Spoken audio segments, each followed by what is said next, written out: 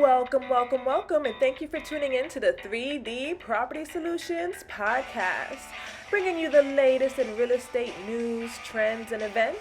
Here's your host, Dean. Dean, what are we talking about today? Bill Allen is with us today, ladies and gentlemen. Today, the ultimate goal is to promote an event that we've got coming up and announce our special guest. So, Bill Allen is the head of Flip Packing Live. It's a national event that typically is held on one of the coasts. So, we've past couple of years, it's been over in Orlando. At really, really nice resorts. Think of it as like a real estate retreat where you get some of the top-notch education from some of the movers and shakers that are in the business. Now, Flip Packing Live 2023 is going to be in San Diego. And, I just, ultimately want to tell you a little bit about who Bill Allen is to us. He's a mentor for us. A lot of people in our sphere look up to him. And this is an event that we're putting on tomorrow, being March 8th at 6 o'clock over in White Lake. That Bill's going to come in, share with us a little bit, and hopefully you get something out of it if you attend the event, because it's only going to be in person. We're not going to do Zoom, and so without further ado, I'd like to bring Bill Allen in, and rather than having me share about some of your credentials, would you mind telling the audience a little bit about who you are and what you do? Sure. Dean, first of all, thanks for having me fly up there. So I'm flying up there tomorrow morning to Detroit area. I'm excited about it. And we have some great members of Seven Figure Flipping up there. And I know you've built a great community. So for me, I flew helicopters and airplanes in the Navy I'm on my 20th year right now. I actually retire in a couple months. I did 15 years of active duty. The past 5 years, I've been a reservist. So I built a real estate business while I was active duty and flying for the Navy in Pensacola primarily. I was a flight instructor there and started flipping houses. Like I was flipping one house at a time. I was able to grow and scale a business. I brought some people in, hired them, and was able to kind of understand that I was a business owner. I wasn't at first it was a side hustle, and that was okay. But when I started really treating it like a business, I was able to kind of remove myself from a lot of the day-to-day tasks, the things that I didn't love to do. And that's when I realized I love entrepreneurship. I love business. And I've been able to kind of get that one scaled up and automated and then move on to the next one and the next one. And just kind of, I love architecting things and tinkering with things and building businesses based on data and people and process and systems. So it's kind of a lot of my background. I was a test pilot for the Navy. So I think a lot of it comes from that. And I really enjoy talking real estate, talking marketing, just talking about business stuff. Like I really love those kind of things. And it's not like we hope you'll get something from this. I promise you that if you attend this, you will get something insanely valuable. We have everything from $100,000 2-day trainings that we do with big companies that are doing multiple $1 million a year.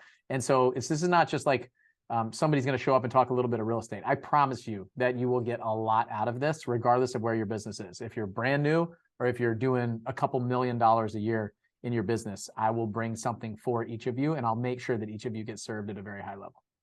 Very good. No, I appreciate that. That's exciting to have somebody of your caliber coming in. So, without getting into too much detail, you say that you're flying in.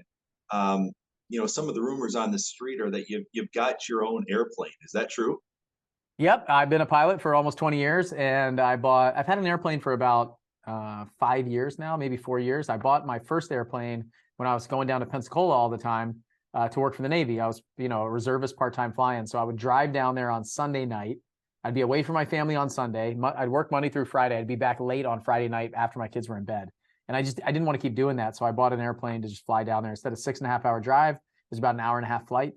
And last year, I bought a different airplane, a newer airplane that could allow me to get up to like 31,000 feet and go coast to coast to be able to fly to all the events that I attend and speaking engagements I have. So yep, I'll be flying my own plane there. I am actually going to create, there's a reason why I do this. Like I use all the time very wisely. I'm making reels and content and stuff like that for my Instagram channel and our YouTube channel on the way up there and on the way back. My video guy will be with me, and we'll use that, hour and 20-minute flight up there, hour and 20-minute flight back. So we maximize all that time. And I think that's what a lot of people don't do. You don't maximize the time that you spend doing things. So yeah, I have an airplane. I'll be flying it there, and I'll be flying it home. So I only have to be away from my family for a short period of time. You got to respect that. It's like your own personal time machine, right? Exactly. Yeah. Weather machine, whatever you want to call it. But that's great, coming in to spend some time with us. So being able to leverage, you've got all these different tools at your disposal. One of the things we hope to, uh, I guess, gain some insight on tomorrow at this mastermind event is, some of the higher level vision. Because again, you've got influence in the lives of many different entrepreneurs across the United States and even some folks internationally. Um, and I was always told early in the business that when a market shift happens, let's talk about the elephant in the room. Okay, higher interest rates. In Michigan, particularly, the foreclosures are not flooding through the market at the moment. Okay, we still have a housing inventory shortage, and in some particular areas, we're still having multiple offer situations and highest and best. And when people are looking to buy a new retail home to live in, it's crazy in some scenarios. But then in other areas, it's a little bit more tame than it has been over the past 8 or even 9 years. So, but again, going back to my point, when a market shifts, they typically shift from the coasts, meaning East Coast, West Coast, and we've seen some of the folks in our accountability groups, on the West Coast, like 30% drop in values and sales prices. Like a big broad view, like what's your mindset of where we're heading, in hopes of adding some peace to this environment? Because some people are going into a panic phase. What's your overall vision of where we're at in this current market, and what are some of the things that we should watch for to protect ourselves and our families financially? Yeah, so a couple things in all of that, right? Number one is I don't have a crystal ball like everybody else, so mine's cracked just like yours. So we'll talk about it, but the number one thing to think about right now is like you can make money in any market. So the mindset of the business owner will ripple through the business. I remember when COVID hit. So I run a real estate coaching and development business, basically mentorship program that does live events. We're like all live events. So COVID hit. And we had to make a change. We had to make an adjustment. We had to go virtually and digitally before that was a thing, right? To take an entire event that we sold, I think we sold like 600 or 700 tickets for our live in-person event. And to go to a virtual event that we ended up selling like over 1,000 tickets. It was one of our best events. And we had to learn a whole new thing. We had to learn a whole new way to do business. And now everybody wants virtual. Like everybody's, hey, do you have a virtual component of everything that we do? So you have to be able to pivot. You have to be flexible. What happens is real estate agents, real estate investors, everybody, we're used to doing something for a long period of time, especially when we started our business and been running it. We're unwilling to change and make an adjustment and adapt to something new. And so what I want to really stress for business owners right now is, number one, you shouldn't be scared. You shouldn't be concerned. You shouldn't be worried. What you should be doing is thinking about your options. Like what other ways are there to make money with my skill set, my business, the people that I have on my team? Like you got to get creative. You got to figure out how to be resourceful in a time like this. So I'm not exactly sure where we're going. I would say it's hyper local. So for you guys there in Detroit, we're at an event, we're local, we're going to be in person. So for you guys, it's going to be, what does your market look like? What are some things that you're seeing? And how can you be better? What we have to do is we have to have a better customer service. I think we're going into a point where you've got to be better operated. You have to have better systems. You have to have better customer service. You have to treat people right. You have to do the right thing. This is universal inside of the law of business and law of life. However, in the past 3 or 4 years, pretty much everybody is making money. You're falling backwards into it. Now we have to be more strategic. So do you have a strategy for the business? Are you looking at it and changing it based on data and results and things that you've seen in the past? And are you willing to be flexible into whatever comes? Like the thing is right now, if you're people that are getting hurt are people that have inventory from 6 months or a year ago that their operations weren't tight, they weren't on budget, and they were banking on appreciation to be able to get them out. They didn't have enough equity inside their business or inside of each individual deal to be able to save them as market starts shifting and changing and tightening up. And so if you're in and out fast and you're seeing this stuff happen and you're offloading inventory, then now our next job is let's go figure out how to find new inventory. How do we go buy at a deeper discount? Where do we look? If the cheese is moving, where's it going and how do we get there a little bit earlier? So I don't know if I answered your exact question, but as far as the market goes, like I'm watching the same things that you guys are watching. Consumer sentiment is the number one thing that I look at. How are the people feeling? Do the people feel like they're having problems? Do they feel squeezed and pressured? Are they still spending money? Are they still buying? How is their, like, how are the consumers feeling?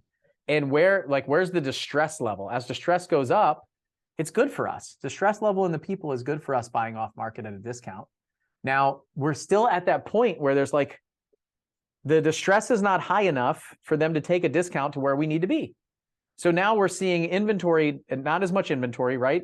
Not as much available discounted properties for us, because we need the pain threshold. We need the pain to go up. We need pain in the people. We need more distress. There's only one common law across all of what we do. It's distressed sellers. You have to have a distressed seller. You could buy a perfectly beautiful house at a discount if the seller's distressed. It doesn't always have to be a distressed house. So without that, like right now, distress in the marketplace has in history always been good for us. The reason why people were doing well in the last 3 years was we didn't have massive increase in distress, but we had people paying crazy amounts of money for houses. So if we could get a house at a reasonable amount, then we could sell it for a lot. Now the problem is people aren't willing to pay a lot. They're willing to pay a reasonable amount.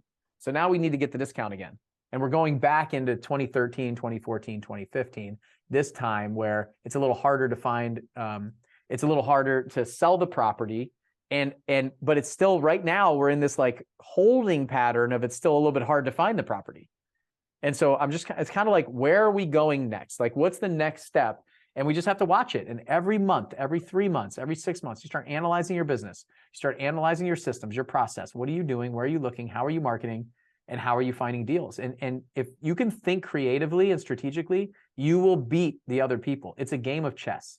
So I don't want to go like too deep into it because probably stuff we'll talk about tomorrow. It's like, how do we play the game? What are the rules of the game, of the chess game? What can you think about? What are some areas that you should be looking for? What are some triggers that should make you pivot or change or adjust? And that's what I think a lot of people are going through right now. They're not confident making decisions themselves. They're looking for other people to tell them what to do.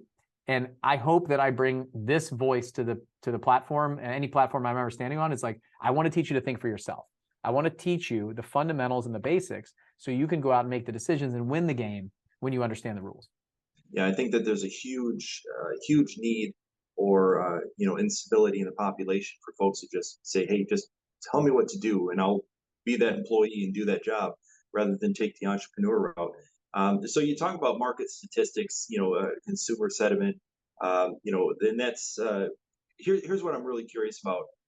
If you had to pick 3 different indicators, what are the numbers that you watch? We watch foreclosures, for example. We're going to watch for the foreclosures. We're going to watch for interest rates, buyers, inventory. What are maybe it's not top 3 things, but what are some of the things that you watch for or would recommend folks watch for in a shifting or moving market? Yeah, so if you're in real estate, I'm talking to real estate people. Number one, I love looking at this. It's a University of Michigan chart, actually, this consumer sentiment chart. It's really great. I'd recommend using one of those. The other thing that I would look at is I would look at inventory on the market. I look and see how much inventory is on the market. So if you're tracking that every single month and you're looking at so how many months of inventory do we have? How many days of inventory do we have to see that pattern? And I'd definitely look at interest rates. I'd be looking at interest rates and how they're moving. But like with those, the problem with data is if you read a news article, they can take one piece of data, like just one piece from a chart, and write an article about it that could be a huge scare tactic. You actually need like a really big amount of information. You need multiple data points to be able to tell an actual story, like a true story. Because what happens is, I think about this all the time, they write these news articles, they're doing these news interviews of like foreclosures as an example. They could take foreclosures and compare it to, I don't know, May 2020, June 2020, and compare it to now and say foreclosures are up 380% or 500% or 2,000%. And just, they take that one data point and they say foreclosures are up by this since 2020. Of course it was. You couldn't foreclose on a house in 2020. Like you couldn't at all. They just dropped. We're not even back up to the levels that we were pre-COVID. So like they're just, you could take and skew information to tell whatever story you want. So I would take like a larger brush of data. And honestly, like in your local market, that's what you need to be looking at. Like where do you do business in real estate? And start looking at that inventory. Start looking at this and then compare that. Don't just look at this month. oh, we have 4 months of inventory. Well, what does that mean? Like, what did we have the month before? What do we have the month before that? What did we have the month before that? And then what did we have in 2019 and 2018 and different times? Because I mean, the last year and a half is like almost data that I would completely throw out. Like, it's so weird, such a unique event that happened that caused a massive increase in housing prices that people weren't paying asking price, they were paying way over. So that sets a comp that's not realistic. And so now when we go back to what the asking price was, it was where we are right now. It looks like a drop in the market, but it's really not. It's really just people getting like waking up to the fact that they don't have to pay that much money for a house. Definitely. These are things that I would look at trends, like trending data and numbers, and actually start thinking about it. Like, what does this mean? What is this telling me? And look at track record. So track those kind of things. Andy McFarland, who we both know, who's a huge mentor of mine, he's tracked this ever since he got started in the business like 20 years ago. In his local market, he tracks all of these numbers: inventory, average sale price, like median home prices, these kind of things, and just tracks it every single month and goes back and just looks at it and says, well, hey, what does this look like right now? Like, what's happening? I can compare this to what we were doing in 2019, in the summer of 2019, because that's exactly what the market looks like right now. And so start grabbing like, and these are theories, these are hypotheses that you create inside of your head to try to figure out where we're going, and try to project and forecast what could potentially happen in the future. I look at the recession of the 80s as kind of like what I see right now a little bit, like interest rates have kind of like haven't gone up like double digits and stuff like we saw in the 80s, but the speed of information moves so much faster. And so fear mongering is so much easier to sell right now. Like, people are scared, and the news, like, we're plugged into too much crap. There's too much noise. So definitely. Yeah, I realize those are 3 things that I would say: consumer sentiment, interest rates, inventory on the market, at least, maybe median home price, maybe the number of, I'd be looking at properties that fell out of escrow. I'd be looking at, closed transactions. I'd be looking at absorption rates, like how much inventory do we have? How many properties are closing each month? Like you talked about, multiple offers. The problem is we take like subsets, like little individual things. And I would talk to realtors. I'd say, hey, what are you seeing? What are you guys feeling? Other investors, the bigger investors that are going to be here, right? That's why these masterminds, these groups that you guys are putting together are so important, because I want to know what's going on in all of their businesses. So I can have an idea of what might be happening in mine in the future. Yeah, and it's an opportunity to bring some peace to the thought process that a lot of the newer investors, because it's unfortunately, we're probably going to see some fallout unless you're rooted in some sort of an education setup or something. Yeah, you got to be plugged in. You got to be plugged in. Like I'm Absolutely. telling you right now, you got to have a life preserver right now. You got to be with other people that are doing it, and if you're on your own at any time, really, you're going to be in big trouble. For sure. Yeah. And I'm glad that you recognize that, one of the reasons over here at 3D Property Solutions, we're here to be a resource for the investor community in the Metro Detroit market. Okay. Bottom line is this: if you need insight, and we're not always looking at, we're not out here with our hand out, looking to, put our hand in your pocket, the population that watches this, we're here genuinely to be a support system, right? And build this community. So, but Bill Allen's coming in, tomorrow, the 8th, 6 o'clock. The link is in the comments below on this video. And, if there's, there's last minute ticket sales, you can find the link right in there, and you can buy tickets right there. We will have tickets at the door. I can't guarantee that there are going to be tickets because, again, Bill Allen's coming in. And when people hear that this guy's in town, they're like, dude, he's got his own private airplane. Let's go see him. He must know something that we want to know. But anyhow, I appreciate you sharing with us today, Bill, and doing a quick promotion. And what I jokingly like to say, one of the first legs of the Flip Hacking Live 2023 Roadshow up here in the Metro Detroit market, Bill Allen, ladies and gentlemen. That's right. And hey, get your ticket. Like, I don't do this.